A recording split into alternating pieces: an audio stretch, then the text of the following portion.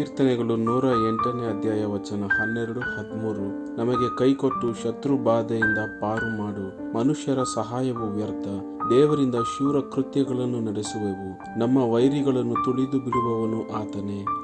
Psalms chapter 108 verse 12-13. Give us aid against the enemy, for human help is worthless. With God we will gain the victory, and He will trample down our enemies. भजन संहिता अध्याय 108 वचन 12 और 13। शत्रुओं के विरुद्ध हमारी सहायता कर, क्योंकि मनुष्य का किया हुआ छुटकारा व्यर्थ है। परमेश्वर की सहायता से हम वीरता दिखाएंगे, हमारे शत्रुओं को वही रौंदेगा। சங்கீதம் 108ஆம் அதிகாரம் 12-13 வசனங்கள். இக்கட்டில் எங்களுக்கு உதவி செய்யும், மனுஷனுடைய உதவி விரதா. தேவனாலே பராக்கிரமம் செய்வோம், அவரே எங்கள் சத்துருக்களை மிதித்து போடுவார்.